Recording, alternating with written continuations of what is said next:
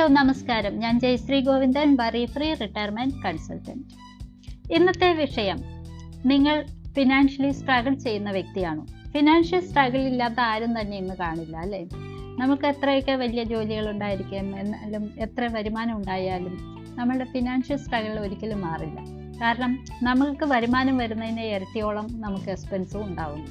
എന്തുകൊണ്ട് നമ്മൾ എപ്പോഴും ഫിനാൻഷ്യൽ സ്ട്രഗിൾ ഉണ്ടാവുന്നു എന്ന് ചിന്തിച്ചിട്ടുണ്ടോ? നമ്മൾ കൃത്യമായ രീതിയിൽ മണി മാനേജ്മെൻറ്റ് നടത്താത്തതുകൊണ്ടും സേവിങ്സ് ശരിക്കും നടത്താത്തതുകൊണ്ടും മാത്രമാണ് നമുക്ക് ഇത്തരം ഫിനാൻഷ്യൽ സ്ട്രഗിളൊക്കെ ഉണ്ടാവുന്നത്. അപ്പോൾ നമ്മൾ എന്താണ് അതിനു വേണ്ടി ചെയ്യേണ്ടത്?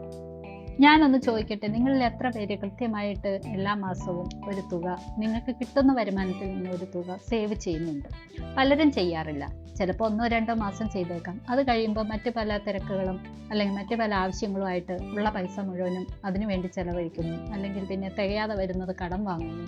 അങ്ങനെയല്ലാതെ കൃത്യമായിട്ട് കിട്ടുന്ന തുകയിൽ നിന്നും ഒരു പോർഷൻ മാറ്റിവെക്കാൻ ശ്രദ്ധിക്കുന്ന എത്ര പേരുണ്ട്?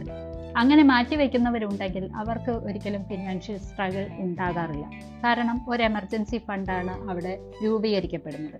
അപ്പോൾ എന്ത് സിറ്റുവേഷൻ വന്നാലും, ഒരു എമർജൻസി മെഡിക്കൽ സിറ്റുവേഷൻ വന്നാൽ പോലും അത്യാവശ്യത്തിന് ഒന്ന് അത് മാനേജ് ചെയ്ത് പോകാനായിട്ട് അവരുടെ കയ്യിൽ ക്യാഷ് കാണും.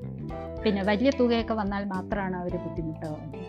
എന്നാൽ നിത്യച്ചെലവ് കഴിയാൻ പോലും പറ്റാതെ, വരുമാനമുള്ള സമയത്ത് പോലും അതിനുവേണ്ടി സേവ് ചെയ്യാതെ പോകുന്നവർ ഒരുപാടുണ്ട്.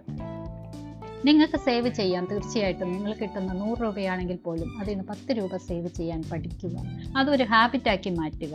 അങ്ങനെ ഒരു ഹാബിറ്റാക്കി മാറ്റിക്കഴിഞ്ഞാൽ നിങ്ങൾക്ക് നാളെ ആരുടെ മുന്നിൽ കൈനീട്ടാതെ നിങ്ങളുടെ ആവശ്യത്തിനുള്ള തുക കണ്ടെത്താനായിട്ട് സാധിക്കും.